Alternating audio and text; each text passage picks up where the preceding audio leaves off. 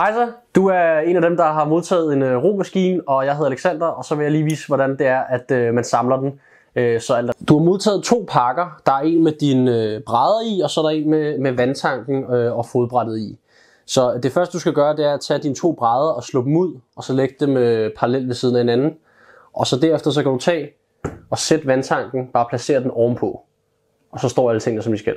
Det første, du skal gøre, det er, at du finder det her midtertræbræt her. Og så finder du din skrue nummer A, og så er det altså sådan, så der er 3 huller her i siden. Der er 2, der sidder i samme højde, og det er de 2 huller, hvor du så bruger skrue A til at skrue det første midtertræbræt fast. Efter du har skruet midterbrættet på, så skal du have sæde, som du kan komme ind og sætte her mellem de 2 skinner, sådan så den ruller på hjulene. Så er vi heroppe i fronten af romaskinen, hvor du har placeret din vandtank mellem de 2 brædder her ovenpå dem. Og så vil du se, at der er et metalstykke her, der liner op med 2 huller, 2 i hver side.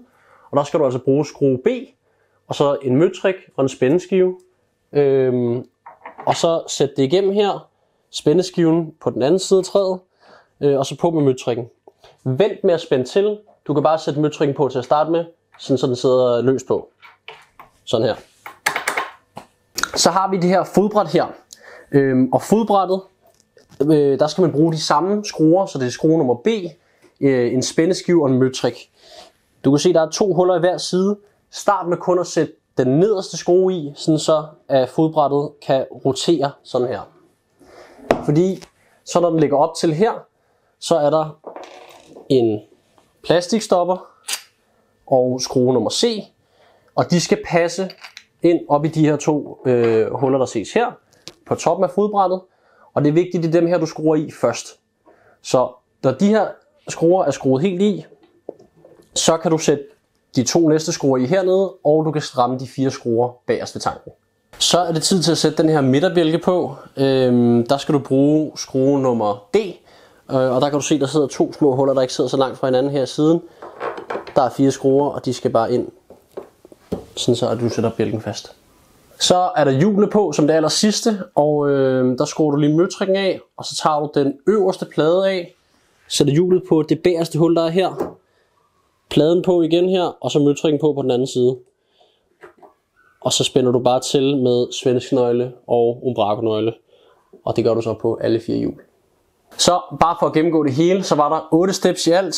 Step nummer 1, det var at sætte den her midterbræd fast. Step nummer 2, det var sæde. Step nummer 3, det var de her 4 skruer herover ved vandtanken. Husk, man startede med at kun sætte dem løst i. Step nummer 4 var at skrue den nederste skrue her i bunden på fodbrættet. Step nummer 5, det var at fastgøre herop og spænde dem fast. Step nummer 6 var at skrue de næste skruer i her ved fodbrættet og så stramme efter.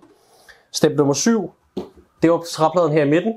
Og step nummer 8, det var hjulene, der sidder i hver side. Når det er gjort, så er jeres romaskine klar til brug. Husk at spænd op her, når I er i gang med ro.